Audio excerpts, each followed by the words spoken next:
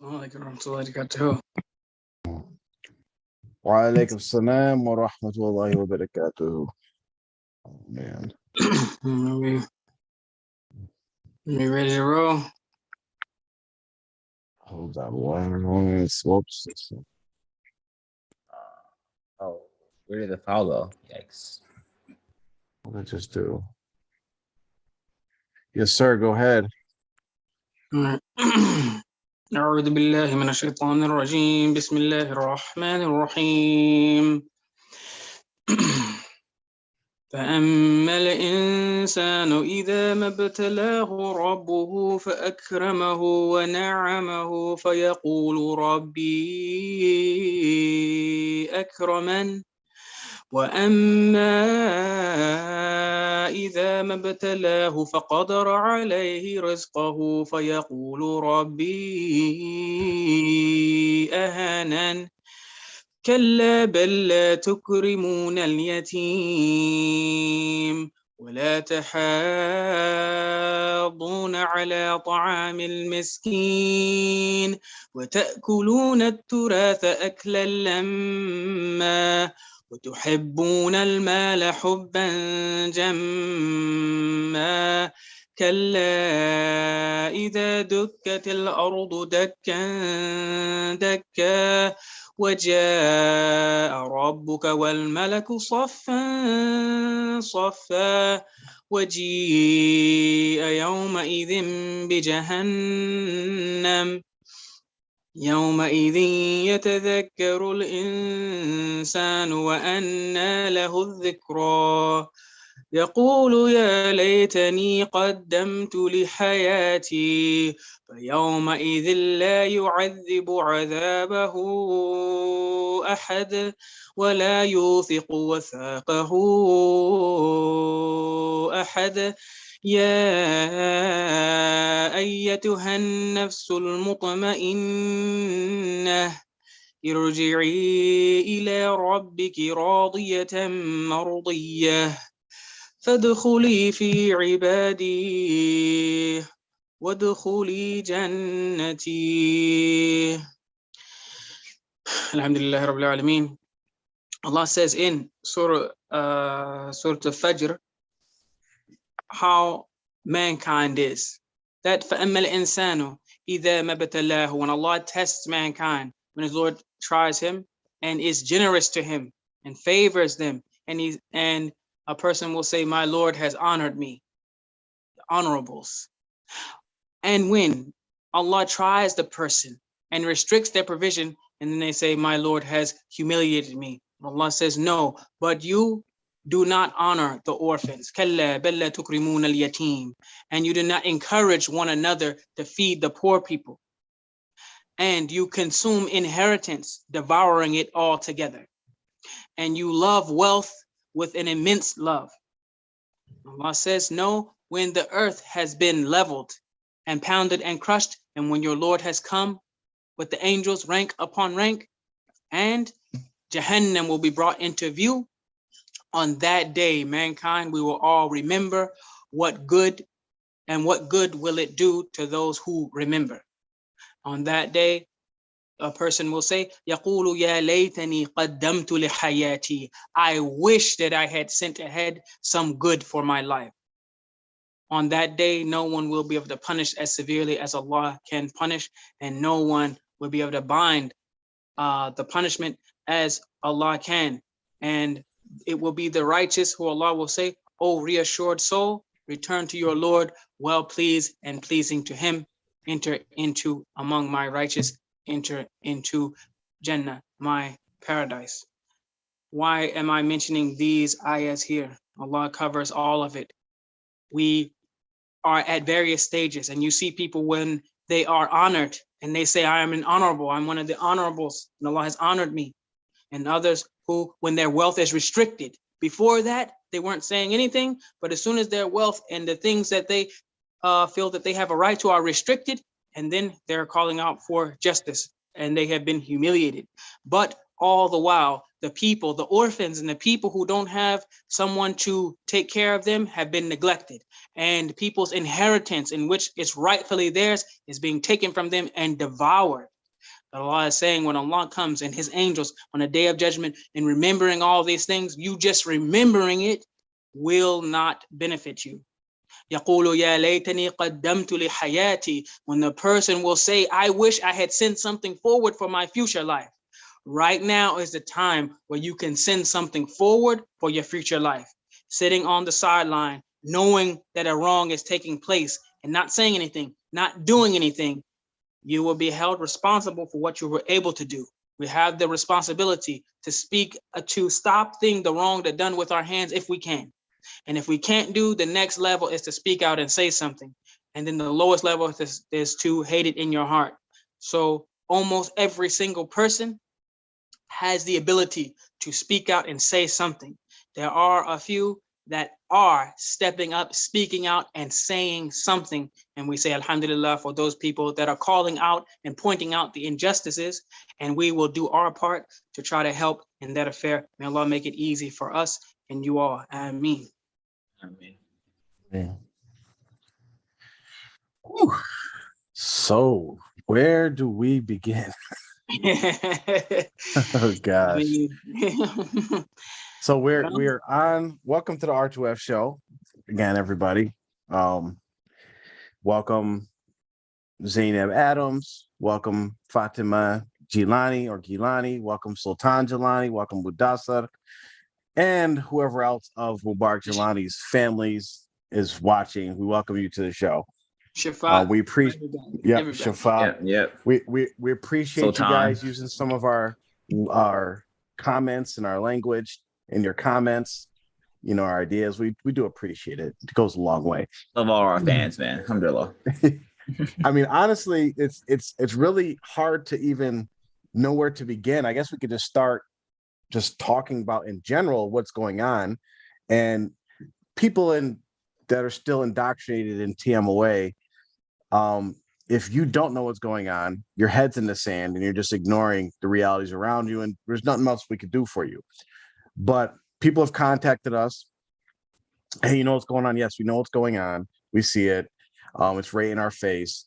But in short, and we predicted all this. We talked about all this. We talked about all this when we had a whole show about Shafat, about these money-hungry people, about how there's going to be infighting. We talked about it when Sultan was talking about his dreams of his father, and you know that he should, you know, be the leader because he's Ahl Bayt and all these different things. But these things are playing out, and they're going to continue to play out, and they're going to get messier and messier and messier.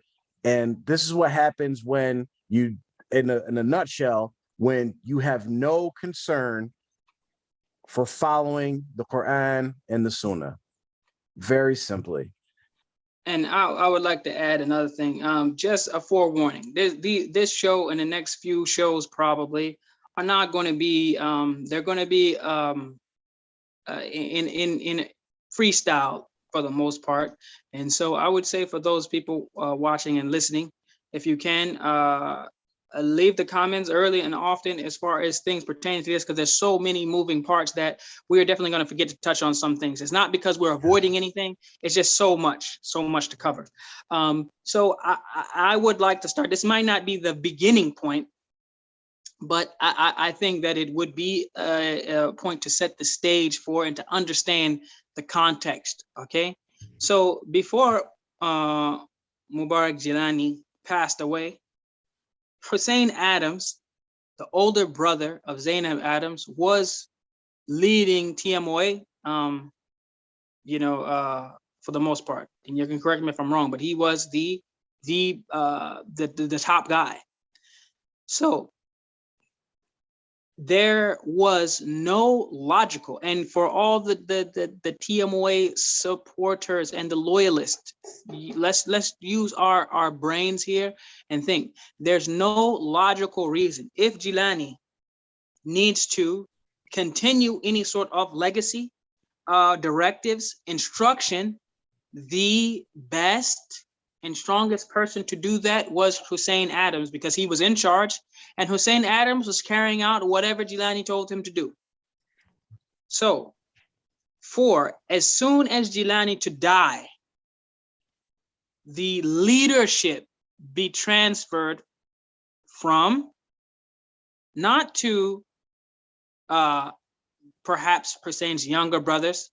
He has multiple younger brothers, not to Jilani's own sons, Shafat, no, not to Sultan, not to Mudassir, not to Hamza, not to any of his other sons, but to skip all of them, to skip over Zainab Adams' own father, to skip over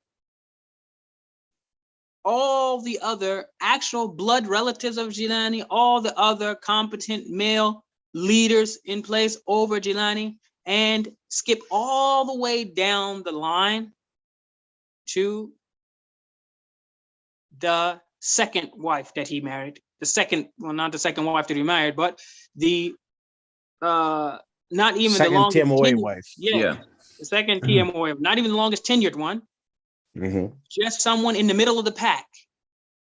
Okay, just someone in the middle of the pack amongst the women. And skip all that leadership that he had available to him to ensure and to carry out whatever his directives were. It would not be difficult at all for Jilani to give Hussein Adams a letter, or to just tell him, Noor's the Mahdi, and he's next. So use your brains, what would be the possible benefit to anyone other than Zainab Adams herself for her to be put in any sort of leadership role? So you have to think critically about this. Okay, why would Jilani put Zainab Adams as the sole executor of all of his estate when he has living sons and daughters and other wives? In what way does that benefit anyone other than Zainab Adams? Yeah. I'm not going to answer the question for you, but that's something that we have to think about as we go forward. So go ahead.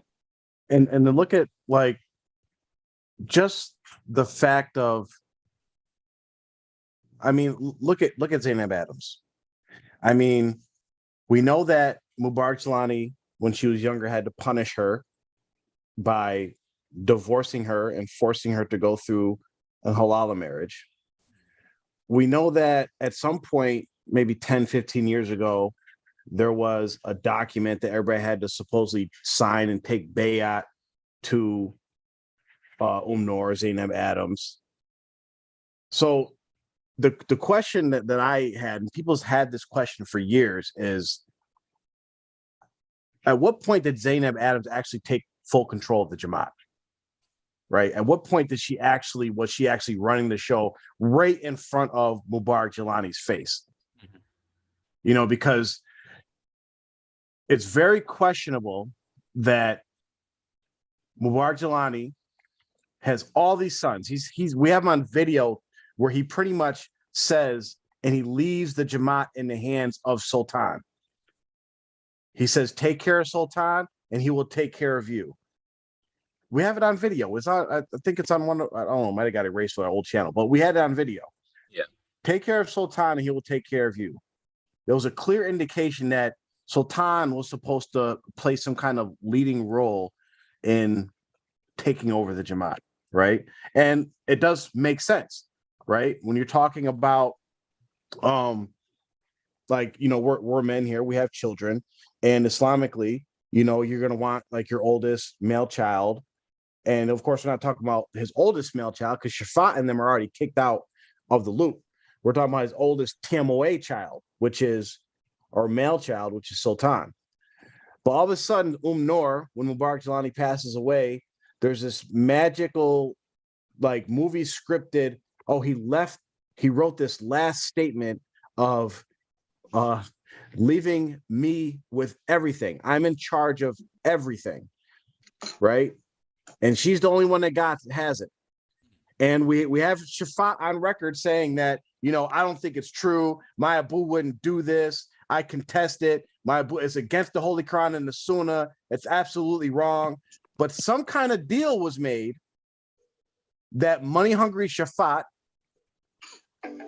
got pulled over towards the Noor camp, because there's clearly two camps at this point. We got let me Noor. jump in real quick. I'm sorry, because I don't want you to lose this point, and you can continue. But remember that, okay, is there any other witness to this alleged Jilani writing the letter or whatever, transferring to Noor? Because legally, Islamically, this is not a knock against women or anything like that. This is just a matter of, in these matters, it would be, not in every instance, I believe in this instance, we would need two ladies. Yep. So she is not even enough of a witness in this case on her own to say, he told me this. Because she actually, and this is one of the things, it is a conflict of interest. It's a conflict of interest for her to be the sole witness in him putting her in charge of everything. So that would actually, in a court, in an Islamic court, or even in any court, that most likely would be thrown out just due to be a conflict of interest. He told me right before he died that he gave me everything. I mean, so it really makes you wonder. It's like, what was Shafat offered to say, okay, I'm going to go along with this? Because remember, and it's still a concern, because we didn't really touch on it yet, just so we could catch up our viewers. Fatima Jilani, which is Mubarak Jilani's oldest daughter, okay, as far as we know anyway, oldest daughter of Naima, who's the same family. She's the mother of Sultan, Mudassa, and I guess the youngest name is Hamza, okay, that side of the family. Mubarak Jilani's, we can't even say it's his first TMOA wife, because he had a couple of before her, but longest reigning TMOA wife is Fatima Jilani. She married the dude when she was like 11, 12 years old. Naima Jilani. Fatima Jilani is the daughter. Yeah, Naima Jilani. Yes, Naima Jilani. Her mother married Mubarak Jilani when she was a pre-teen. So so look at the context. Let me get the story out first. So, long story short, Mubarak Jilani dies, allegedly leaves everything to Noor. Everything is hers. We are now over a year later since he passed away. We told you back then that Sultan and them must have gotten cut out of the money because they started complaining with the dreams and the posts, right? Fast forward, Fatima Jilani's on Facebook ranting, losing it, because they still have not been provided their inheritance rights. Denied specifically by, it took her a little while to actually warm up to saying the lady's name. It was like the Candyman situation, like, they're denying me, she, her, this. Say the lady's name. Then she finally said it. Saeed, Zainab, Noor is Adams. Denying us our rights. Locked them out of the house, cut off the electricity, said, if you got a complaint, go get a damn lawyer. You ain't getting shit. Stuff. They ain't getting nothing.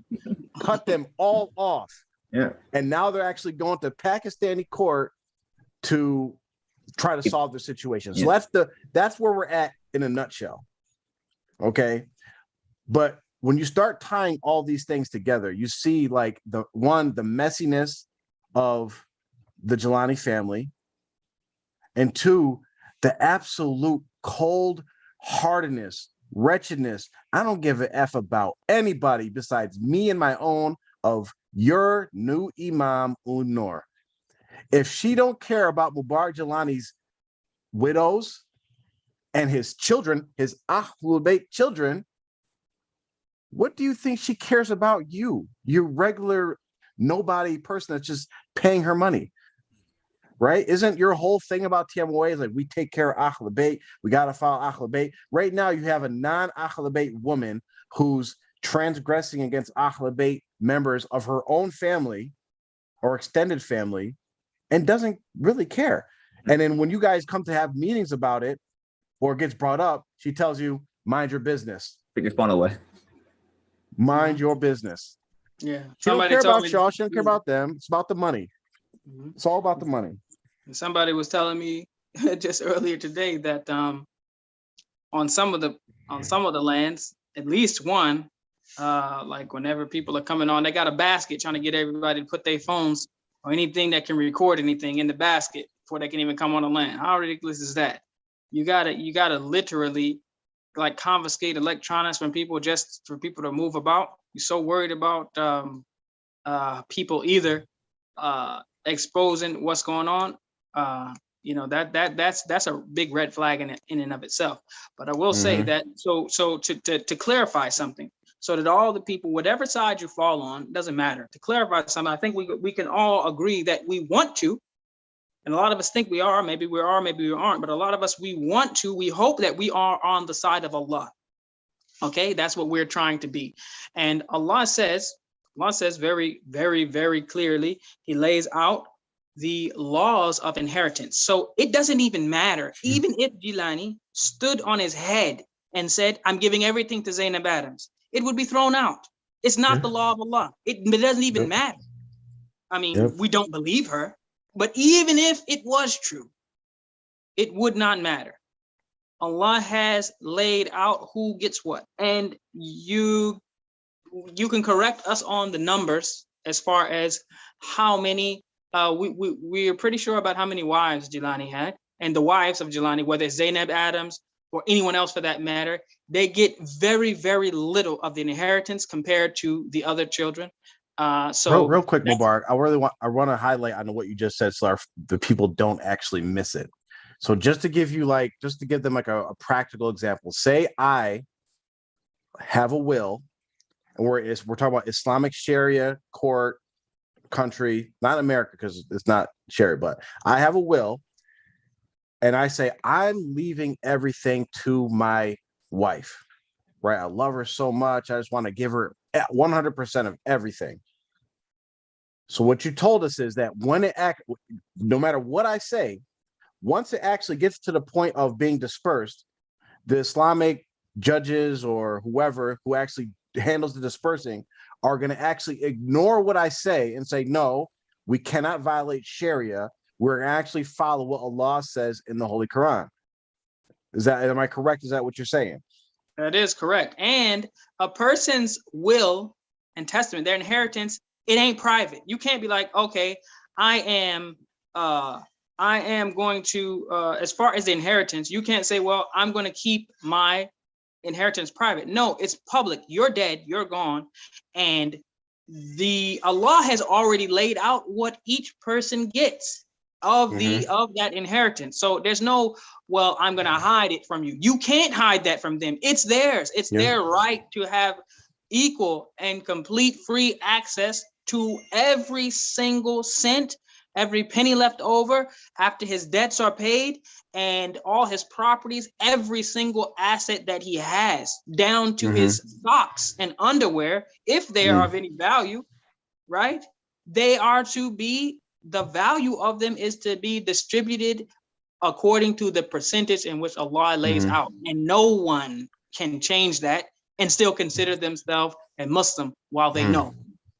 Now, there is a portion, correct, that is free for someone to kind of do what they want with it. Like, I want to give it to charity, I want to do this or that. There is a portion. And when we were studying this in school, I found out that I handle all the percentages to like my children and wives, and that all goes according to Ken. Then that free portion, I forget what the percentage is, that I can say I want to donate it to whoever or whatever I want.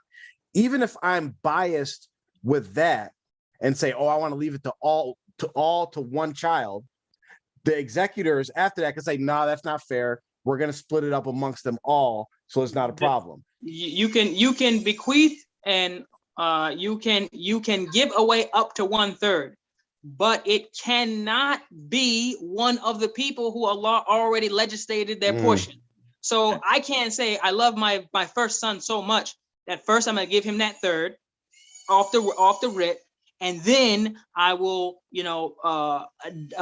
calculate or break down the remaining 2/3 as Allah legislated. No, that extra 1/3 has to go to someone else. And then if I don't give it out to someone, then the whole pie gets broken down according to the percentages. So I can't even weight weight the scale towards one person and say, okay, well, I'm gonna give this wife, since that's my favorite wife or whatever the case may be, 1/3, and then her little portion that she's gonna get after that will make it better. No, the people who Allah legislated to get their portion, they get their portion, and there's no changing that.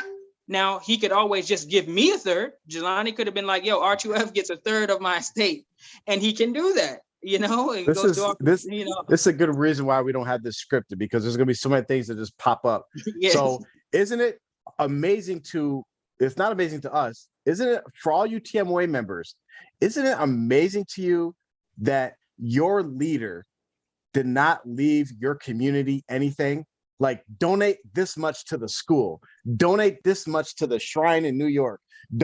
He didn't leave y'all a damn dime. I mean, not even a rupee. I mean, even a Pakistani rupee, nothing. There was no last message. Yeah. Hey y'all, thanks for making me a millionaire. Yeah. So he wrote a secret letter that only Zainab saw, nobody else, and it didn't say nothing about y'all. Nope. Just nothing about his old companions. Oh, I miss Khalifa Tig. Oh, thank you to Hussein Adams for dedicating. Nothing. Just Noor, y'all, you got it. That's my last word. That's all I care about. No. It's so funny because even in his passing, he still made y'all give him money still. It's like he passed away, and his first thing he did was like, build me a shrine, niggas, and that's literally what y'all went and did. Like, I can't. Yeah. Oh my God, it should be like obvious as day. Like, you have to be the biggest sheep ever to not see the writing on the wall. Like, clearly, listen.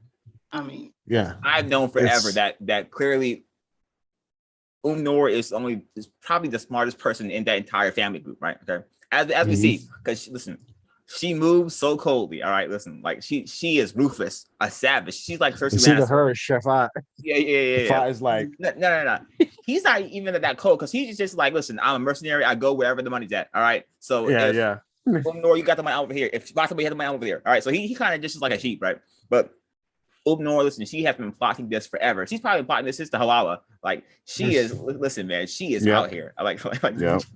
I mean, unfortunately, I don't think it will work out for her, just because, well, Allah knows best. Allah knows best. I mean, it was a good run. It was a good try. Yeah, I mean, she tried her best. You will give her an A for guts, but in the end,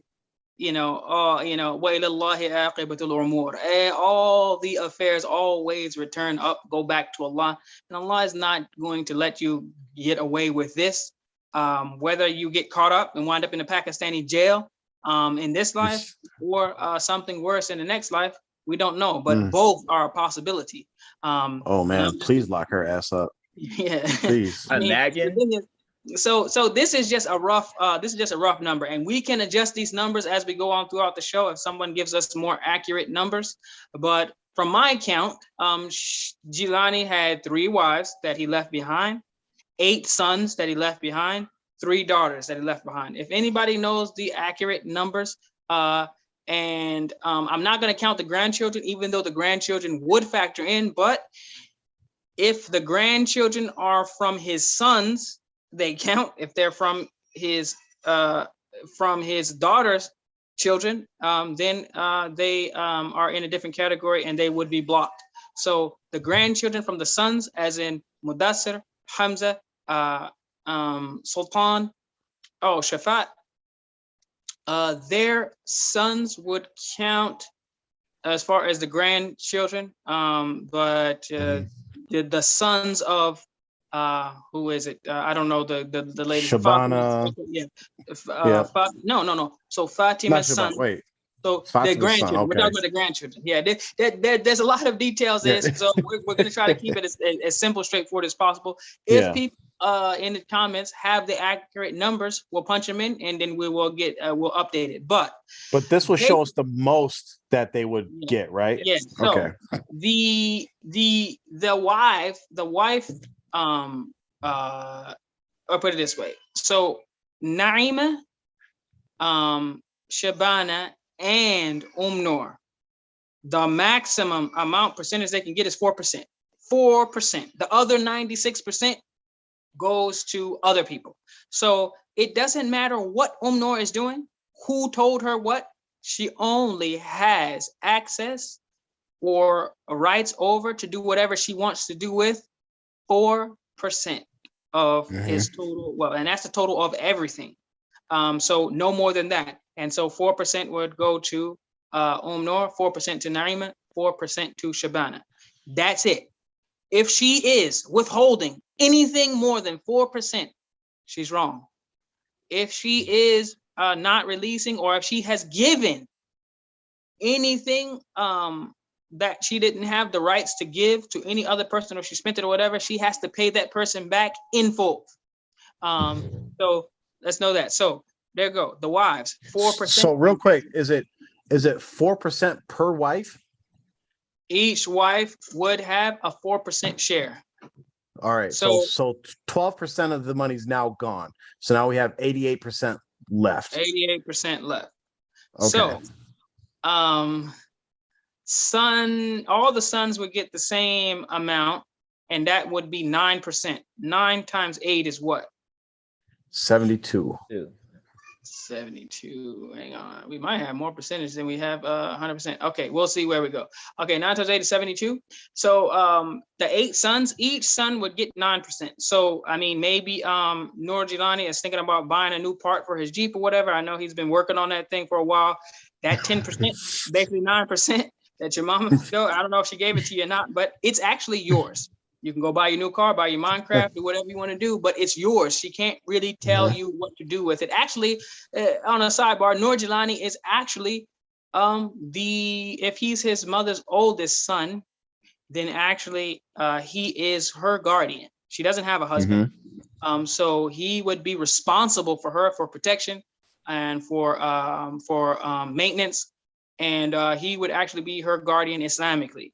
If she wanted to get married again, so for all the people vying for her hand in the Jamaat secretly or openly or covertly, wink, wink, under the table, you probably want to talk to Noor, because he's the one who has to give you the thumbs up. So go talk to Noor if you want to marry Noor, and then go from there. And you don't need to post online, my shaker and all this stuff. Just talk to Noor, and then probably that's the best route to take. So yeah, 9% for all the other sons. That would be Shafat on down. So 12%, then 9 plus 8 is that. And so then the 3 daughters, they would get between the 3 of them, well, they each would get it's actually 4.61. I kind of rounded off. So the ladies would get 4.17, and then the daughters would get 4.61. So that's a rough percentage. The daughters are going to get like 4.5, 4.5% or something like that. The reason why, before people be like, well, why are the daughters getting half of what the sons get? Yes, they do. The daughters' money is for them to spend on themselves. But see, the money that Noor Jilani is getting, for instance, he has to spend that on his mother. He has to help take care of his mother with that money, in which the daughters, on the other hand, they can do whatever they want to do with it. Even if they have their own money, the men in these scenarios, situations, have to maintain and provide for the women. That's why their share is double. And the men's share is double and the women's share is less. But that's just a quick rough breakdown. For all the people who should get something, it's spread out evenly. Actually, when you look at it, between I'm okay. When you look at it, between Noor Jilani, between what's the girl's name? Fatima Jilani, Naima, Sultan, Mudassir, Hamza, between the 5 of them, they actually get the majority of the inheritance, because of Naima with her 3 sons, plus her, plus the daughter. She actually, that family, Naima's descendants, Naima and her descendants, would actually get the majority of the inheritance. So if anybody is in charge of distributing that, it should be them, because they get the majority of it. Then After that, Shabana, I don't know what Shabana's kid situation is, but yeah, it would be Noor. Then I believe Shabana would be next or equal with as far as the amount. So Noor might even have, Zainab Adams might even have the least amount of the actual inheritance that she is even in control of. So she should be the last person actually to even be managing it at all. What's also, and I just thought about this, is that, and just for everybody that's listening, you know, forget TMOA stuff. We all, especially living in America and living in the West, I don't care how old you are, you should have a will. You should have a will. It's actually sunnah to have a will. And I'll read the hadith, and it's this not only advice for all of us, it's also a sign to show how Mubarak Jilani wasn't this great Sufi sheikh that just adhered to the Quran and the Sunnah, because he didn't follow one of these basic things, even though especially he was literally dying for like 20 years. So like when you get in a certain age, like, okay, I'm probably going to be, it's understandable to see how a young man might not have a will, because you don't actually contemplate like, oh, I might die tomorrow. But when you actually get in your older years, like, okay, I'm getting to the years where I'm going to pass away. I should probably leave a will, especially if you are the mujaddid of the century who knows all these hadiths, who communicates directly with Allah and Prophet Muhammad sallallahu alaihi wasallam. But allegedly, Prophet Muhammad sallallahu alaihi wasallam neglected to tell you this very important hadith, where Rasul sallallahu alaihi wasallam said, and it's in Sahih Bukhari, he said, it is not permissible for any Muslim who has something to will or to leave behind to stay for 2 nights without having his last will and testament written and kept ready with him.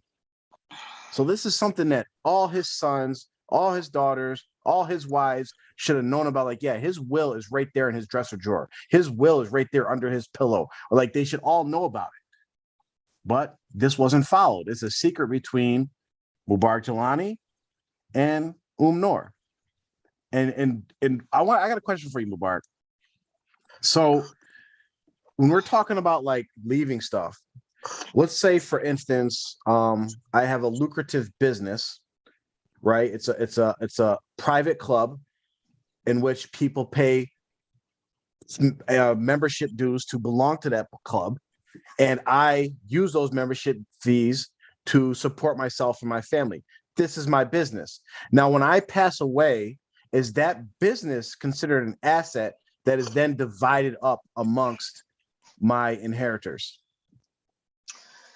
Oof, Allah knows best, but because that it's not something that could actually be physically divided up, I can see, unless like you divided up each compound and like but then different compounds produce different dues every week or whatever. Some are bigger than others.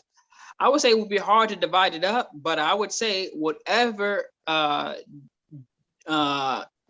dues are generated, whatever revenue is generated, whatever revenue is generated would then need to be distributed based on this breakdown that we did earlier, like the percentages, or a person can agree to like some sort of buyout or something. I'm sure, like if they say, well, listen, if you guys agree, because it's not anyone's business. No one can say this is mine.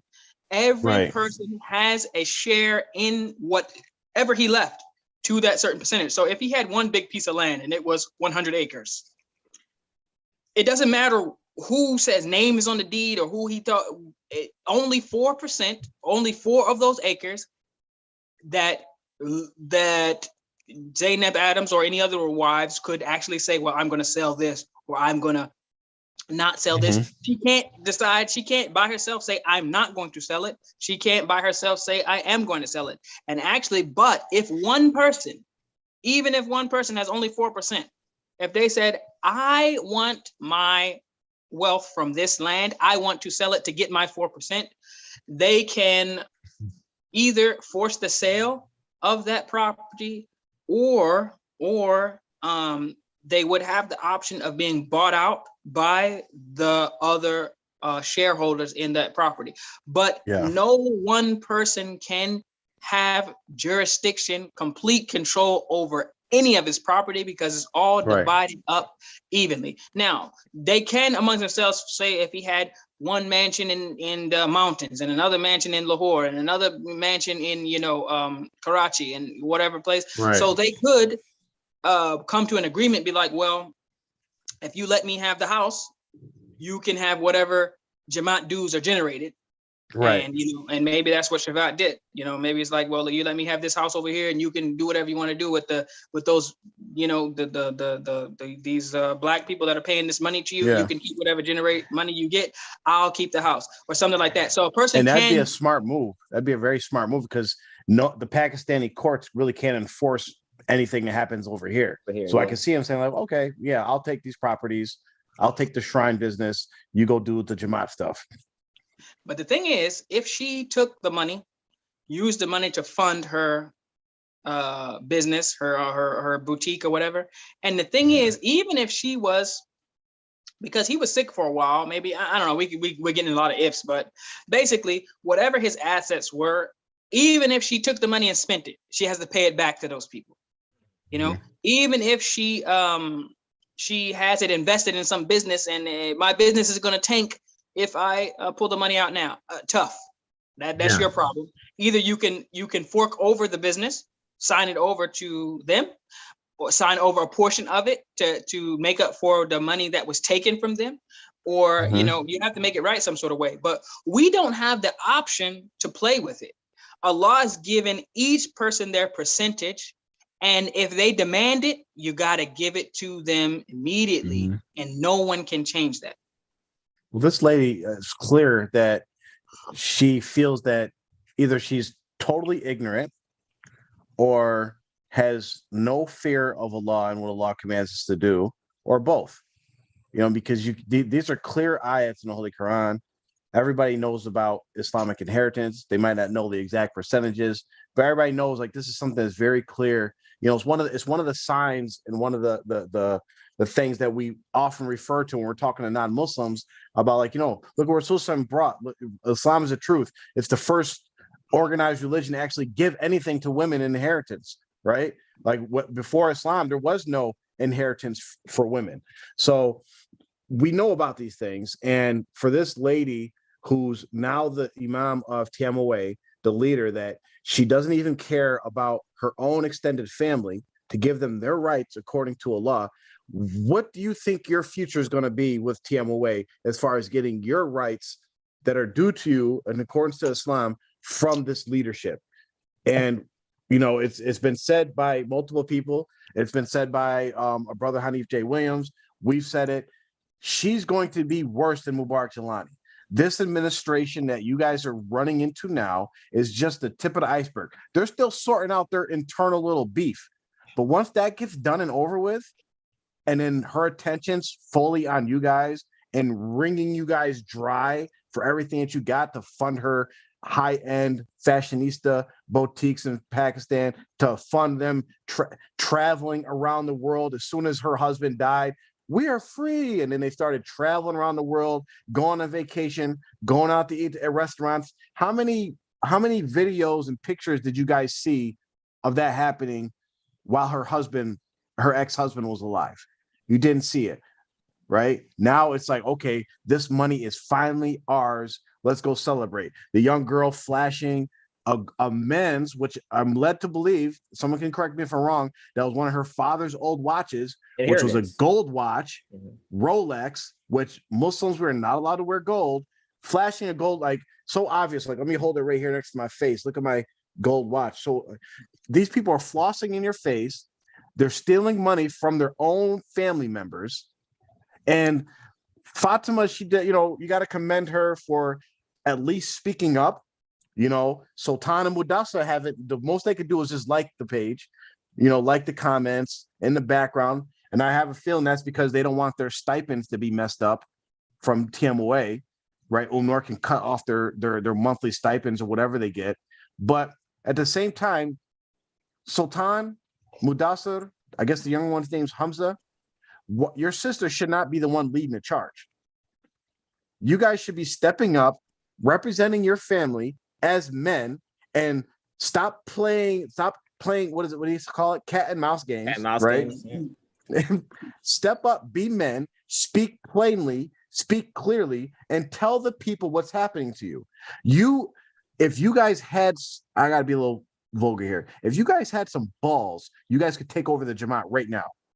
All you had to do was stand up. You guys are closer to the people. People know you. You guys are actually part of the community. You are married to these people's sisters, daughters, mothers. You have kids with these people. You've been here. You lived with the people. Noor came over here, did a political tour, solidifying her power, and went back to Pakistan. You guys sat back and let it happen. And now your sister has to speak up for your mother? Seriously? That's what you guys are about? It's a family business, and she's really cold. But for Noor, it's just her family. It's not the extended family of the Jelani. It's not freaking her stepsons or her co-wife. It is Noor Jelani, and the little girl whose name I don't know. That's all she cares about, and she shows you that every time she gets a chance to. She said, "I don't care about any of you at all." And it's like even her own family probably like K2 is cool. Listen, K2, I don't need you. All right, I'm in charge, because she could have read that will to say K2's in charge. Now I'm in charge. It's my time to shine. All right. And I want to give credit. I want to give credit to the person who was the one who mentioned the quote about they're hiding behind the skirt. Uncle Sleek. Yeah. So they're hiding behind the skirt because, and it's even more evident now. I mean, that phrase is just hitting home, because here it is. These men, Mudassir, Sultan, I'm gonna throw Hamza in there, even though he's young. You're gonna let your mother get dogged and dragged. She already got married off at 11 years old. Okay. I mean, y'all didn't have nothing to do with that, but man, step up and do it for your mother, at least for your own mother. Step up and say, you know what? I don't care if I lose friends. I don't care if I lose, alleged supporters or whatever. You see the supporters, are they really supporters? When I'm sure they know, they see what's going on. They're not supporting you. At least save your own honor and defend your mother. She spent how many years, trapped.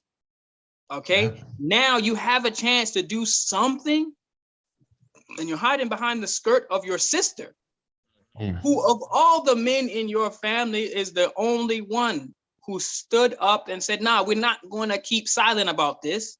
And she's speaking out. And for right now, y'all are all hiding behind her skirt, peeking out and saying something or looking or whatever the case may be when it's safe. Liking a comment, joining a group or whatever, but not saying anything. Speak up, say something, get from behind the skirt and get in front of the people with the skirts on. That's where the men should be. Yes. Isn't the one that said, we are men and we should behave like men? When he was talking to us, he had that whole thing. And now, like, when it comes down, because I mean, obviously, in our few interactions with the men of the Jelani family, these are very like cowardly men, and they shy from any sort of altercation. And this is why Sada Fatima, she has to come and do this, because literally, I can imagine behind closed doors, she's trying to get them to come help her out, but they're just shook. Like, if you're Sultan, I'm not going against Noor. Noor pays me. I'm in her Jamaat. So like, it's a really sad thing. So I mean, all these lovers, all these, see, this is the thing, a status. And this is why I always say some of these people that put statuses in there and what's up statuses and all these comments or whatever, it's just noise. So all the people who said they are supporters and lovers, they say we're enemies of Ahlul Bayt. They say we are enemies of Ahlul Bayt, and they are the supporters and lovers and defenders of Ahlul Bayt. So here you are, the inheritance of the alleged descendants of Rasulullah Sallallahu Alaihi Wasallam, as they are claiming to be, and you say that they are being stolen right in front of your faces. I mean, I know y'all are too cowardly to do something physically, but just speak up. Just say, hey, this is not correct. What is Zainab Adams going to even do to you? What can she do? She can't. Nothing, actually. They don't realize, they actually, and it's nothing against Sultan, right? some people just don't have it in them. Some people just aren't like leadership quality people, right? He just doesn't have it in him. Maybe he can work on it, develop it, but as far as what I've seen right now, he just doesn't have that knack for leadership. However, you guys as a family, if you stood together and stop like trying to like here, whenever you're standing up for justice, whenever you're standing up for right, and most times Allah puts you in a situation where you actually have to potentially sacrifice something, right? It's never just like, oh, I'm just going to speak out for what's right and everything is just like, I'm not going to risk nothing. There's no risk that comes with it. There's always a risk that comes with like speaking out against what is wrong, whether it's like social connections, whether it's your income, you know, whatever it is, that there's these different things that Allah puts in there that Shaitan and your nafs use to like, yeah, don't do it. Because if you say something, then you're going to lose your stipend. Or if you say something, then maybe if you guys stood up right now as a family, it's like you, Mudassa, Fatima, Hamza, stood up and said, Noor is not in charge of the Jamaat and she's not in charge of my father's inheritance.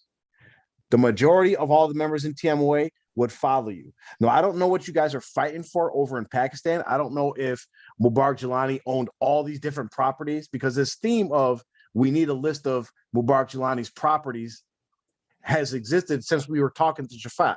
That was his main concern. I need a list of all the properties my Abu owns. I need a list of properties. It's the same thing that Fatima is asking for in her post on Facebook. They haven't shown us a list of properties. But the real deal is you really want it because you're posting on Facebook because you're trying to get a message to members of TMOA. You're trying to put pressure on them. Well, if you really want to put pressure on them, then you have to go directly to them, which is Sultan and them, if you guys are over here, and speak up clearly. The people will follow you. Why? Because you're Ahl Bayt. Why? Because your Abu said that you should be in charge.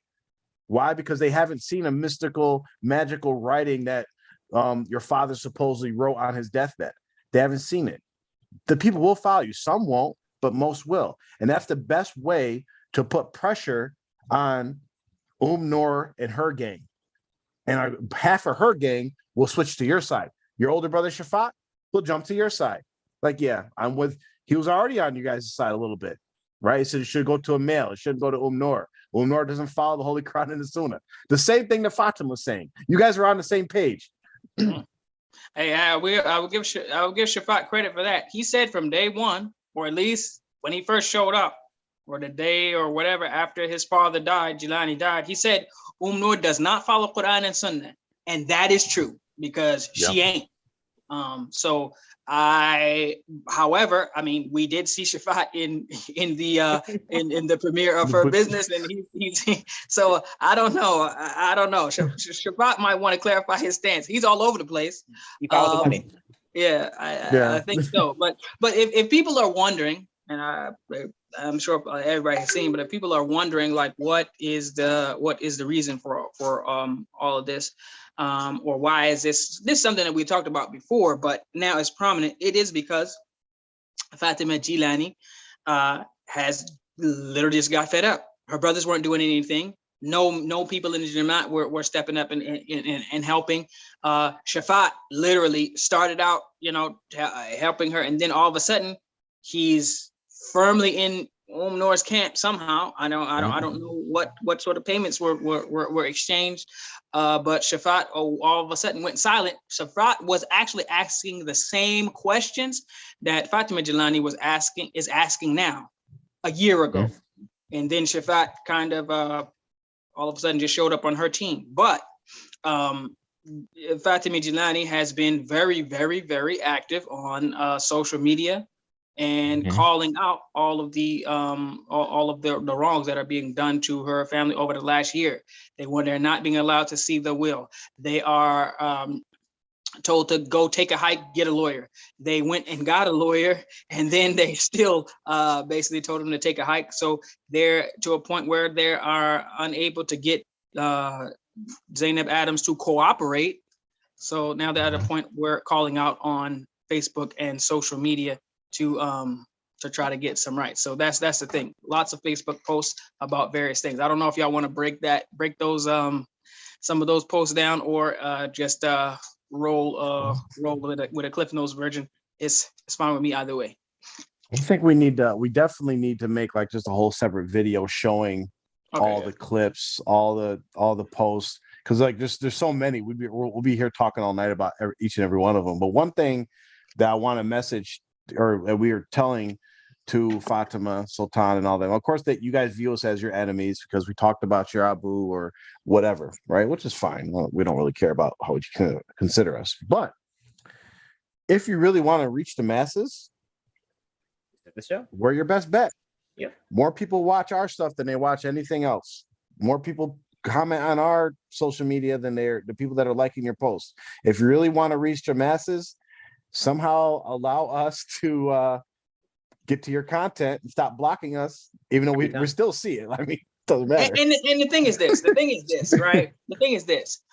We're not saying that we're definitely not taking any sides. We're just on the side of the Quran and the Sunnah. Right now, it appears to us that Fatima Jilani, her mother, and the boys, Sultan, Mudassir, are in the right in this thing, in that they're demanding to see the will. They are demanding to see the breakdown of the inheritance. They are right about that. And we don't have to agree on anything. But what we will do is we will help you to, if we can, to get your rights and to make it very clear to the people that where you stand, and if it is what is most befitting based on the Quran and the Sunnah, then we can surely cooperate in having the law of Allah being upheld. Now, anything else we got no interest in, and I'm sure y'all got no interest in also. But for this matter, I think we're quite possibly on the same side. Yep. Well, look at that. You know, it's whenever you're trying to whenever there's disagreement, and Allah tells us this, right? Whenever you disagree about something, refer it to Allah and His Messenger. So this may be one of those things where all we have been asking from the very beginning is for TMOA to follow the Quran and the Sunnah. So if this is one of those ways where we can, okay, let's start building bridges here. We agree, let's follow the Quran and Sunnah here. Even though it's something that you have a vested interest in, it's a start. It's a start. And then, we move to the next thing and the next thing, because even with people that leave TMOA or leave any kind of cult, a lot of it, the questions start after some kind of transgression or trauma that happens to them. They're like, wait, this isn't right. Fatima, Sultan, Mudassir, Hamza, Naima, this is your aha moment. Something isn't right. We're not following the Quran and Sunnah. I'm not getting my rights. So do whatever you can to promote the Quran and the Sunnah. And even if you don't get anything out of it, surely you'll be rewarded for it in the hereafter because you're promoting the Quran and the Sunnah. You're speaking out against injustice. One thing I wanted to mention that I thought was very interesting, and people that are critical thinkers, you really have to think about this, is that Noor claimed that she has a written document from Mubarak Jilani, said he left everything to her. Shafat has confirmed that this is actually something real. Whether it's legit or not, Allah knows best. But it's something that is actually exists, right? From the court documents that Fatima posted, it very clearly said that they made an oral attestation to what was left in the will. So when they went to the authorities to divide up whatever, they actually didn't show the will. Shafat and whoever else was blurred out in that document, these are the witnesses that made their oral attestation. We attest that this is what was in the will, and didn't actually show the document. So the question is, if you had a document that you could show, which would be the most legit thing with all these witnesses, we actually have a document that he wrote, it's in his handwriting, look, no one could question anything, right? Besides if it went against the Quran and Sunnah, why wouldn't you produce that document to the authorities? Why wouldn't you do that? Why would you make everybody just make an oral claim to what was in the will? We have our assumptions and ideas of why that wasn't it, and because we think it contained other stuff in there that maybe an Islamic court that follows the Quran and Sunnah would be like, what the heck is in this? But they didn't show it, and they won't show it to you guys, and they won't show it to anybody because R2F, you don't want to get it back to us. Exactly. Like R2F, we're gonna see that whenever they give us the proof of them being out of date. All right. So we all know that this isn't happening anytime soon. It's not looking like, listen, don't get your hopes up, anything possible, but listen, like she had the entire thing basically just blurred out. It was like, what was the point of that then? Like she's on here trying to garner sympathy, but like giving half the truth in front of your eyes. Like she's literally in front of your eyes and give you half the truth. It's like, what are we doing here? And then you got these loyalists of the Jamaat commentating like, oh, this is terrible, what's happening to you? Who do you think's doing it to her? Like, do you not understand that? It's like she's talking about your current leader, Noor, your Sheikha, the one that all of you love. We had like Bill Keith and them inside there commenting like, this is terrible for you. Bill Keith, oh man, Allah give you justice. Yeah, you know, you just made dua against your leader. Yeah, I'm gonna say, Bill Keith, she's talking about your leader. All right, first of all, Bill Keith, you're out. All right, you have to use much about tomorrow. How dare you talk about your leader like that? Yeah, that is the most amazing thing to me, is that the people who are consoling and telling Fatima, oh, you're gonna get your day, you know, just be patient or whatever the case may be. I mean, yo, that's like Amr punching me in the face, breaking my jaw, and be like, yo, inshallah, we're gonna find out who did this. I mean, it's you. You're like, just be patient. We're gonna get you some help. You know, let me prop your head up. You know, try not to talk. Just relax. Breathe through your nose. I mean, like you're responsible for what's going on here. I mean, it's like you can't ignore it. I mean, the perpetrator is sitting right next to you. The perpetrator is within, you know, a few clicks away. I mean, you can, you know, I'm blocked by Hussein Adams, but I'm sure some of y'all have Hussein Adams contact or ear or whatever. Tell him, hey, your sister is oppressing people, you know. But being the fact that she literally somehow magically jumped over everybody and took the lead, and he literally didn't say anything means, I mean, maybe he went and got a job. First in his entire family to get a job, man. He out here. Immediately when it got a job. Wow. I mean, hey, you know, I applaud him on that, man. But still, I mean, y'all gotta wake up. Y'all gotta wake up. If y'all are sitting here, and if any of you have any sympathy for Fatima Jilani and her cries for justice for her mother and herself and her family, according to the book of Allah. She's quoting a lot of Quran and Sunnah, Quran and Sunnah, Quran and Sunnah. But it seems to have come, and there's never a bad time to quote Quran and Sunnah. There's never a bad time. But I mean, it's a little late though. It's a little late, you know, but it's better late than never. Yeah. But if anybody has any sympathy for her whatsoever, know that the reason why she is in this position is directly a result of the transgressions of the one who's leading your Jamaat right now. There's no ambiguity to that. That's who she's claiming is doing this. So when you're saying, oh, I'm sorry about that. Okay. Do you have a way to speak to Noor? Is she accessible? We know her husband was not accessible. So is she accessible? Can you call her up? Do you have her phone number? Can you have a conversation with her? Is she any of your chat groups or whatever? Can you say, hey, you know, I mean, I would, I think it's safe to say the first person that in the group chat in which Noor is there that says, hey, Noor, what's up with Fatima Jilani? Wow, she's really, what's up with crazy. That? They will be thrown out of the group, out of the Jamaat, and, you know, they'll be going so fast it wouldn't even be funny. I probably would get a burner account and then ask her, like get a burner, then ask, because that burner account is getting chucked up out of there with the quickness. But just know that it's her. You can't have sympathy for her. It's fake sympathy. And and Fatima Jilani, I will talk with you directly.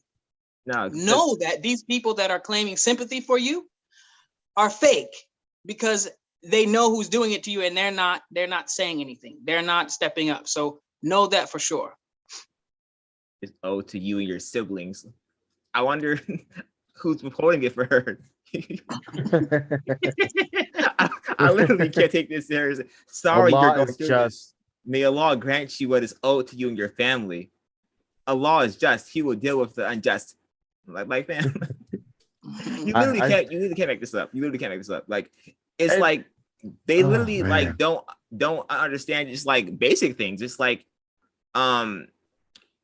and we'll see this later on. We'll probably do another episode on this when she actually calls out Noor by name, because for a while she was just like, oh, there's someone who's transgressing upon me and my family. Edging her on. I kept poking at her like, say the name, say the name, say the name. But Allah will deal with these people who are unjustly taking away from our family. It's like, damn, we all know you're talking about. Just say the name. Like you're on Facebook crying for support, and then like, oh, I don't need anyone's help. I just here. Wait, isn't she? Aren't they about the same age? Fatima Jilani and Zainab Adams? Yeah. They're about the same age, right? I think Fatima Jilani is younger, but they're within about 5 years of each other. I think they're somewhere in there. You guys are peers. You're in the same peer group. Don't be intimidated. I was kind of feeling one of your posts. You're like, they're afraid of me. I'm educated. I'm this. I'm that. Hold on. I had to have that post. That one. I was like, oh yeah, go ahead, girl. Get it. Some respect on my name. Yeah. So if anybody has any questions or whatever that we need to cover, go ahead and post them now so we can get to them before we. Real quick, I want to highlight what you said, Mubarak, because I think it's a big thing, and I want to issue a challenge to all the TMOA members, because when you mentioned about this claim that we love Ahlul Bayt, we protect Ahlul Bayt, defenders of Ahlul Bayt, this is what we're about, love and all this and that. Your Sheikh's daughter, who is allegedly Ahlul Bayt, you have Ahlul Bayt literally crying out for help, and you guys are going to sit here and remain quiet because of your non-Ahlul Bayt leader. Think about that, guys. Are you gonna defend your Sheikh's family? Are you gonna stand up for what is right? You hear this all the time. We're the community who enjoins right and forbids evil. Well, do it. Do something. And Sultan and Mudassir, like, you guys really got to step up. Come on, you can't let your sister keep beating you guys, man.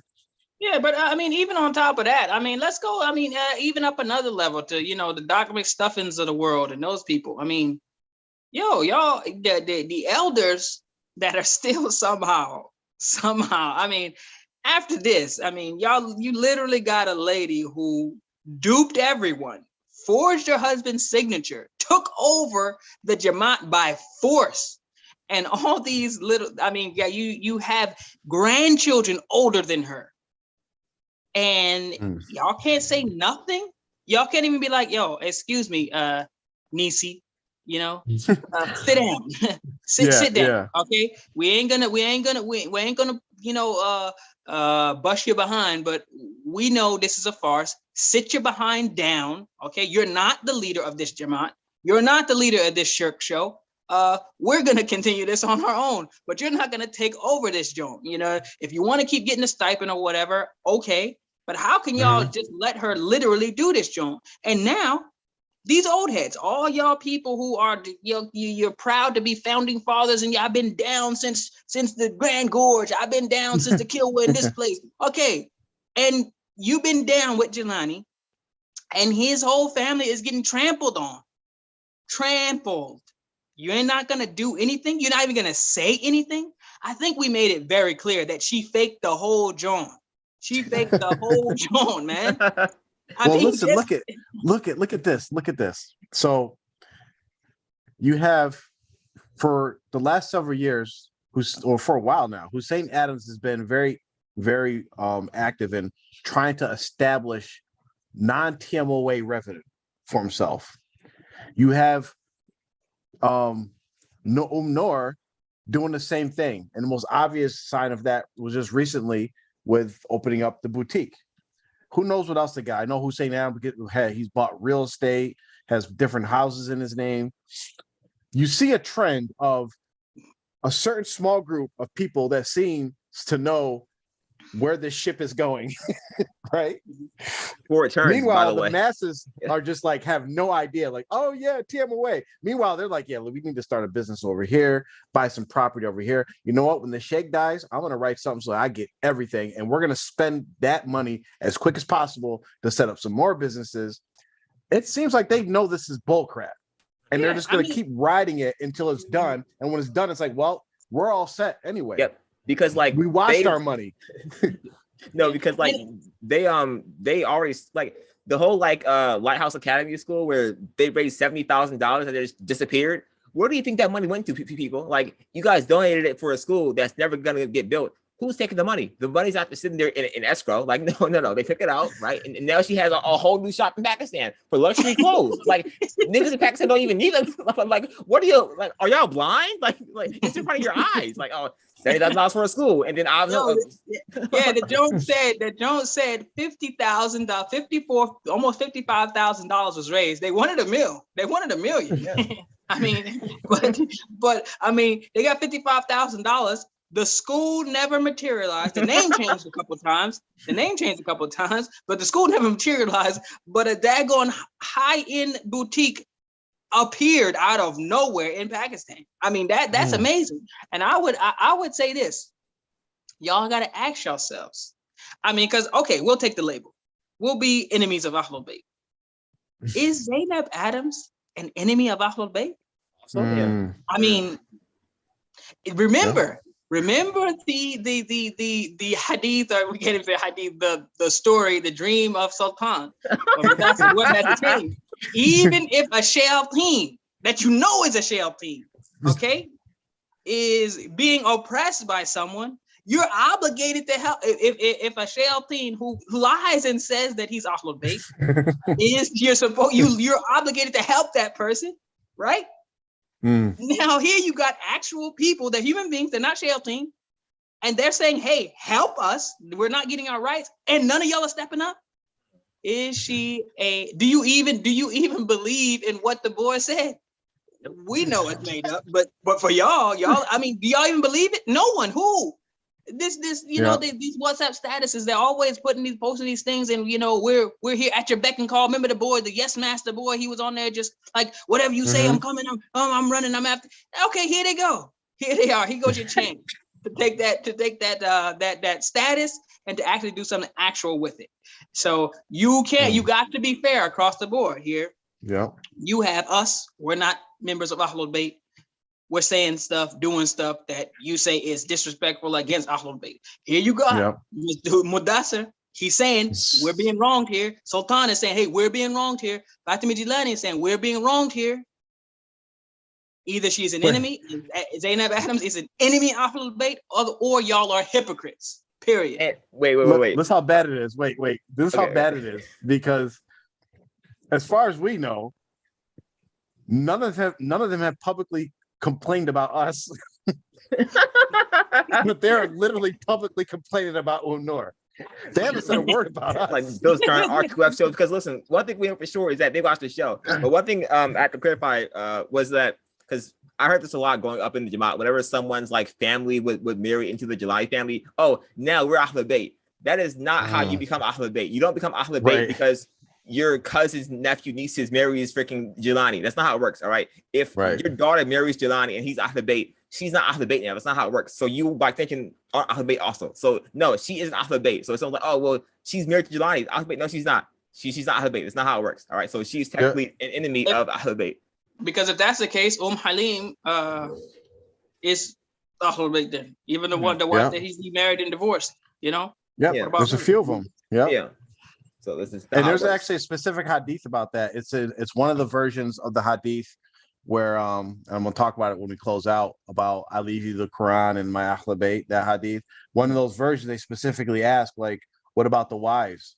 And Rasulullah was like, no, the wives can get divorced and they can remarry, and only the wives of the Prophet, so some of them, are considered Ahlul Bayt. Nobody's wives after that. I got a question that came in. It's a question directed, so I guess it's a rhetorical question to TMOA members. And it says, you say you love Ahlul Bayt and that you all enjoin right and forbid wrong. How can you all support, adhere, and obey an open transgressing leader who is openly violating your beloved Ahl Bayt right in front of your faces? So the next time you all want to commemorate Imam Hussein, and that's coming up in a couple of months where they'll have their 10th of Muharram celebration, look yourselves in the face and acknowledge your cowardice for being silent while Ahl Bayt gets violated right before your eyes, and you stand by and do nothing.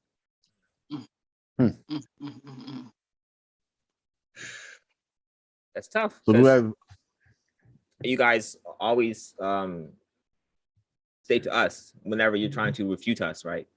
Is how you guys will always stand with Ahl Bayt, and we don't understand because we're not Ahl Bayt. And you guys are supposed to be the biggest defenders of Ahl Bayt because you guys are Shiite or whatever. And now the opportunity is there for you, right? This is your golden chance. Listen, whenever kids are in the backyard playing basketball, oh, I'm gonna have a big moment one day in my life where I can go and shoot the last shot, right? This is the time for y'all to hit the game winner, all right? Y'all can all rise up together, all right? And you guys can go defend Ahl Bayt, all right? And as added benefit for you all, right? If you guys help overthrow Noor, right? That 10% that you guys pay is now yours. So you can spend that extra little money you get 10%, that can go buy something else you want, right? So it actually works out better for you in this way. You got better opportunity for you to spend your own money now instead of giving it to some person you don't know who clearly hates you. One of the questions was, will they split some of the fortune with TMOA group members? Obviously not. And when we do some more episodes, we're going to get into actual how much money we're looking at that's rolling around in this TMOA group. We're talking about millions of dollars of revenue coming in a year. But yeah, none of that money is going to come back unless they feel it's going to be like an investment that's going to give them even more money. Look, Mubarak Jelani didn't leave TMOA a dime, not a dime. He had no concern for the future of his community besides how it was going to fund his family's pocket.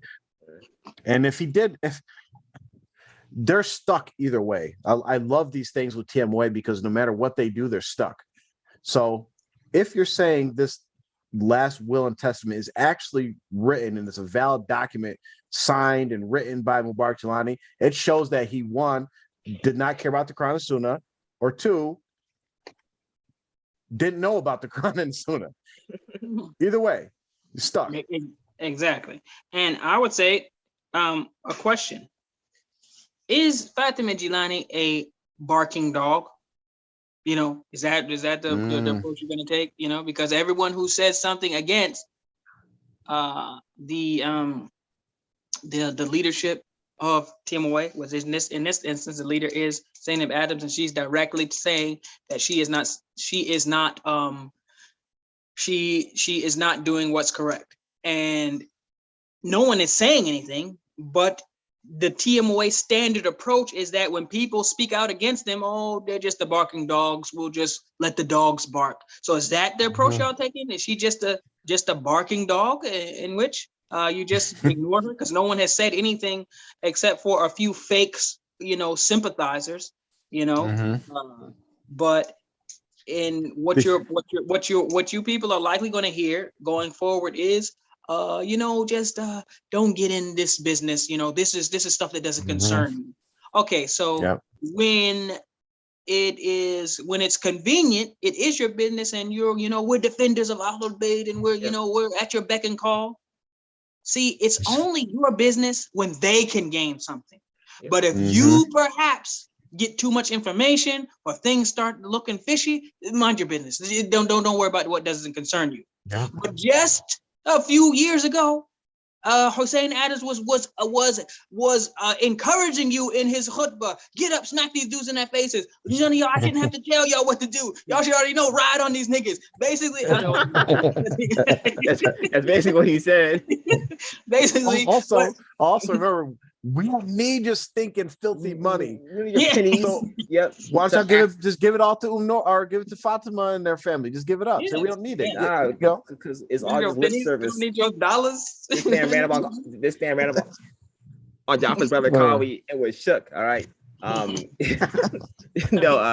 So I want to ask, man. would any of you shop at Zainab's store? And also, I want to add to this: could any other sisters in the Jamaat who aren't like the one lawyer that they have there, could any of them afford to shop there? Like, imagine like this is how you know she doesn't care about any of y'all because like she made this.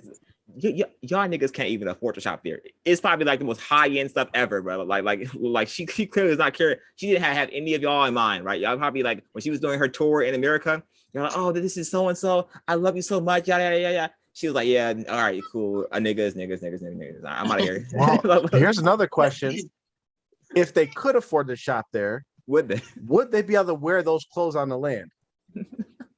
They're No. like, oh, we got some loose stuff if people want to wear loose clothes too. Hold on, like sister lashes. But here's something else. Here's something else that has gotten lost in all of this. Think about this. At one point in time, they referred to this woman as her eminence. Her eminence. Her eminence, Umnur. There's grown men with sons and daughters and wives saying my sheikha with a strong arm emoji on their statuses. My sheikha, the spiritual guide. She's may my sheikha live forever. They're doing all this. They're considering her their spiritual guide. At one point in time, wasn't she given? She was given lectures or whatever, trying to do some tafsir or whatever. In what way is any of her actions tells you that she's your spiritual guide? She came here and then bounced. Number one, she did the same thing as your other spiritual guide. But seriously, where is the spiritual guidance? Setting up a boutique and having fashion shows and press conferences and all this.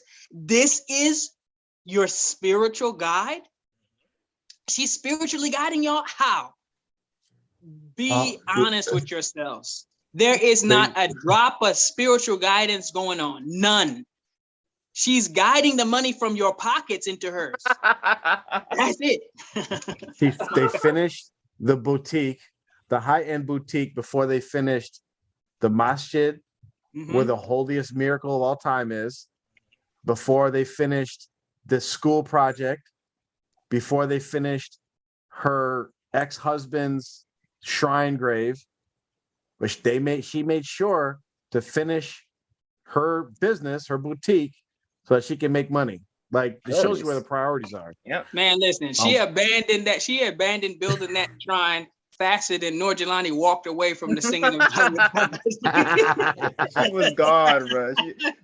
Listen, man. I have to give her some credit because, like, I've never seen someone blatantly just disrespect this many people at one time. Like, she really doesn't care. It's like one of the things with Mubarak Gilani was that you didn't see his moves, right? It was all behind this veil, right? Like, everything he did was kind of mysterious, right?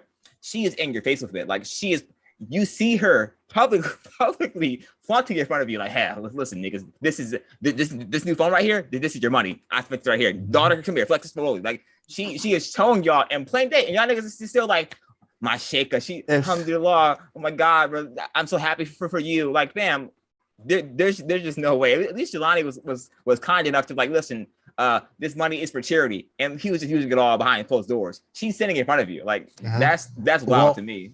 If you watch any cult documentary, right? We say this all the time. They're all just carbon copies of each other. You always see that the original founder, they're actually very smart and slick with their cult leadership. They know to keep a distance between them and their followers. They know to keep certain things secret. It's always when you get to the second and third generations when they just start wilding out. Why? Because they're actually cult babies. They actually kind of believe in the nonsense, but they don't know how to handle it. So you look at as soon as he passed away, they literally just started bawling out the next week. Hey, let's go to America. Let's go to Alaska. Let's go to Barbados. Let's get in a drop top. Let's get that Rolex. Let's do all these different things. Let's go out to eat. Let's show our people. They just started flossing. And we're going to see more and more evidence of this as time goes on. We're just going to see more. They're going to keep doing it. They're going to keep doing it. One of the questions we had in the chat was, When some of the see, Mubarak, you can't avoid it. When some of the members want their money back that was made to pay the membership dues, are there going to be TMOA reparations?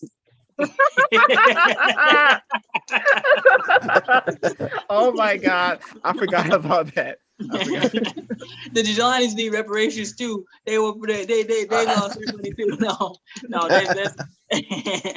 I would say y'all good luck. I would say your best bet is to take it to Allah, because then y'all ain't getting no reparations. I'm about to say no 4 acres or no mules for y'all niggas. All right, it's chalk. Yeah. Right?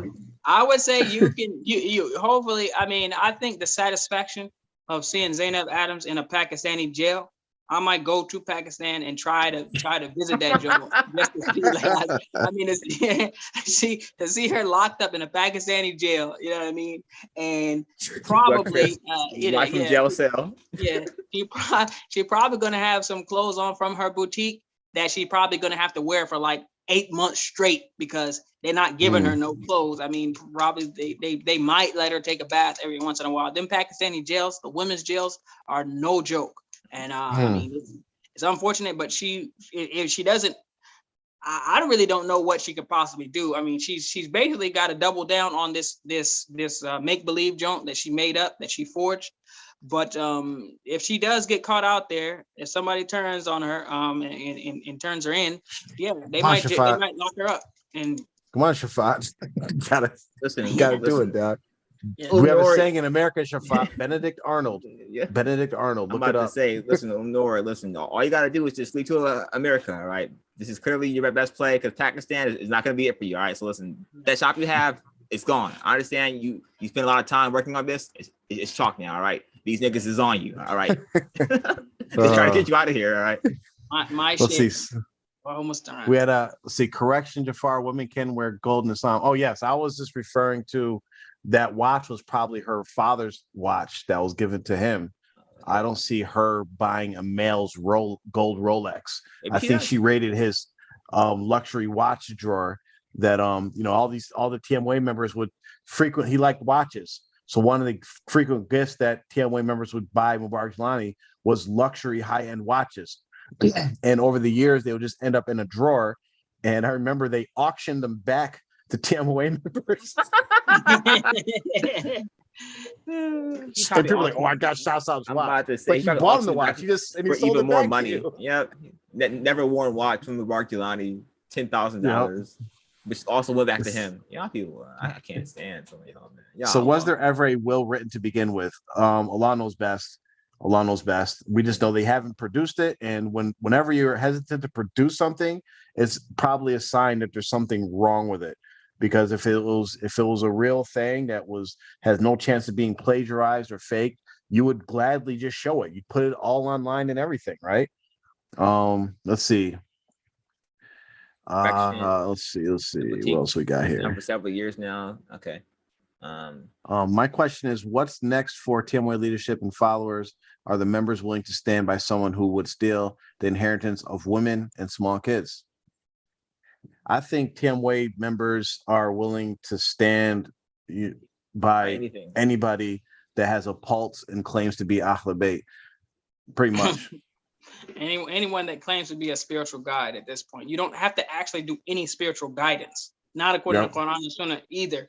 But as long as you're not black, you got a chance. You can be just some random person that's not a black person, and you got a chance of duping them into following you and giving you money and everything else. I mean, that's really all you need. You need wavy hair and or straight hair, probably preferred, but wavy hair will do. And basically, maybe light skin. But really, for the most part, you really don't need much. I mean, you don't even have to give salams in your speeches. You can basically just make the claim, and they'll fork over the money, fund all types of lavish lifestyles and everything else. Someone was saying that she had the boutique for several years. Maybe so. I mean, she probably, listen, these people, let me tell you something about these people, man. She might have had the boutique. I doubt that it was functional. She might have been saying, oh, I got this boutique. Maybe she was saying she had it. All I know is she just had the premiere and basically a grand opening of the boutique or whatever. And guess what? maybe she needed some dough to get it up and popping like she did. And as soon as y'all funded that school, all of a sudden, we in the money. Yep. Money. Well, I know that she's had the Gonzalez Fashions things has been around for several years, but when it started off, it was just an online business, right? A website, order online. So I don't know if she actually opened up a brick and mortar. It's a lot of money that goes into open up brick and mortar. And if she's had one, then maybe it's even a new location that they were premiering, because it was obviously a premiere grand opening event. So who knows? But that's when they put the video out, and that's what happened. Someone made a good point. Wait, said, I just got some interesting news on the side here. Apparently, they also auctioned off Jelani's sandals, and it was a fundraiser that they had to auction off the sandals of Mubarak Jelani along with that. So this tidbits from the side here. They auctioned off his sandals. Oh my god, they love feet stuff. They love feet stuff. Yeah. I mean, it's understandable because you're not gonna. I mean, I don't know many people with their feet bandaged up so heavily like that would wear sandals anymore. So it probably would be good to go ahead and auction them joints off, because I mean, they wasn't gonna fit no more. Hidden treasures, you know. Someone said there was more press coverage at her red carpet opening than her husband's janazah. Well, I mean, she called the conference there because that was more important to her. Exactly. Yeah. The Mujaddid of the century, by the way. The Mujaddid of the century. That means in the last 100 years, no one has done more for Islam, reviving Islam, than this person. And not even a peep.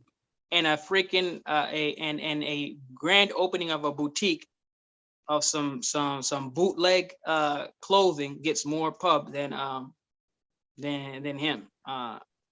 You know what? Another person in the YouTube comments said, did the Prophet Muhammad family live this lavish lifestyle during his time on earth? Did the Prophet have people taking care of him and his family financially? No, absolutely not. He did not. They lived off of they got like 0.05% or something like that from war booty. I don't remember the exact percentage, but that's what they lived off of. Why don't the family just call or email the Shura Council? I thought they were qualified. So that's a good point. That's a great point. That's a great point.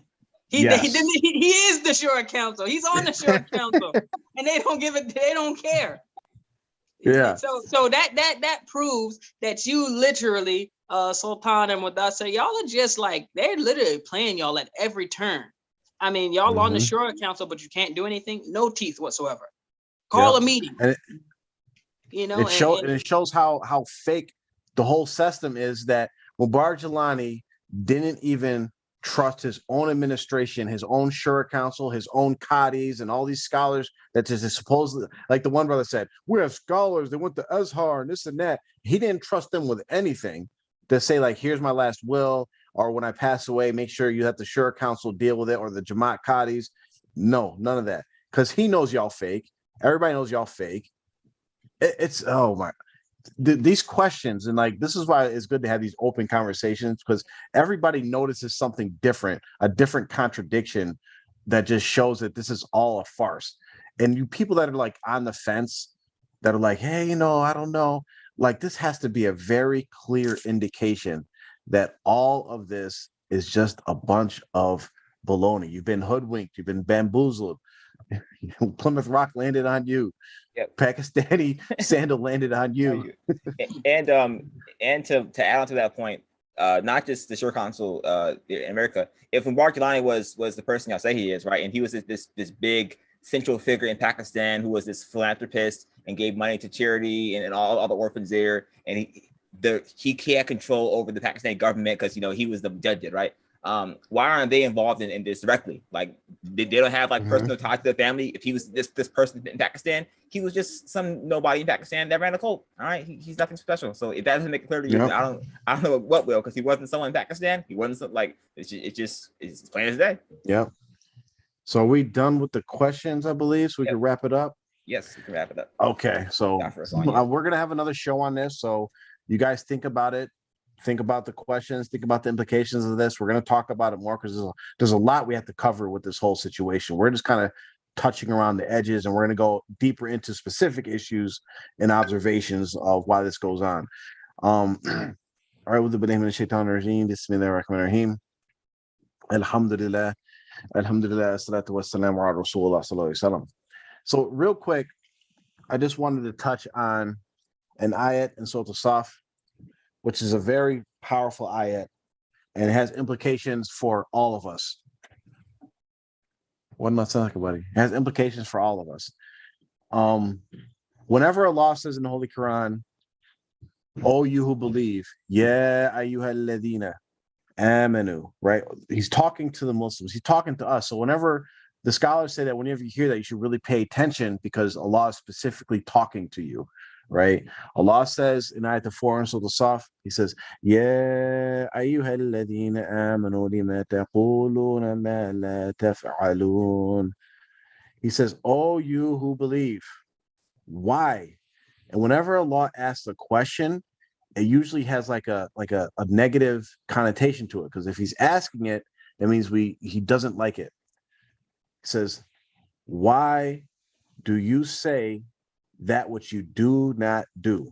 Why do you say that which you do not do? How many times do we have people calling on the Quran and the Sunnah when it may suit them or may benefit them, but don't, when they're called on to follow the Quran and the Sunnah, they just ignore it. They turn their backs to it. And the next ayat, excuse me, that was ayat actually number 2 in Surah Al-Saf. The next ayat number 3, Allah says, "Most hateful it is with Allah that you say that you do not do." Allah is telling us that He hates this. He hates this. He hates that we ask people to do stuff that we do not do. So I'll end with that. I had more stuff I wanted to talk about, but we'll leave it at that. Is that and I'm speaking directly to Jelani's family, specifically the ones that are allegedly being transgressed, that are not giving their rights in accordance to the Quran and the Sunnah. As Mubarak has said, no matter what our differences are, as far as beliefs, as far as past actions, as far as the community and these different things, we will, to the best of our ability, always stand up for and stand behind the Quran and the Sunnah. And to be able to call on and call other people to the Quran and Sunnah, you have to first be willing to abide by the Quran and the Sunnah as well. Right? Allah says in Surah An-Nisa, I don't have the ayat up, but Allah says, "Remember Allah," or fear Allah, "when you demand mutual rights from one another." And when you look into the tafsir of that ayat, it's pretty much saying that, make sure you're giving others their rights as you demand rights from them. So when you have people from TMOA that have reached out to you guys specifically saying, "I have been wronged this way. My family was broken up. I haven't seen my kids in years. So-and-so did this to me. So-and-so did that to me. The leaders of TMOA are transgressing me. You are the sons and daughters of the Sheikh. I need help." And you guys have turned your backs to them. Now is the time to stand up for them. And in so doing that, if you stand up for them, these people will also stand up for you. And more importantly, Allah will actually stand up for you as well, because you are living the Quran and the Sunnah and not just playing lip service to stuff that benefits you at the time. So I call you guys to actually stand up for those who are being oppressed by the same people that are oppressing you. So with that, we end our show. وَمَا عَلَيْنَا إِلَّا بَلَاغٌ مُبِينٌ. الصلاة والسلام على رسول الله. السلام عليكم ورحمة الله وبركاته.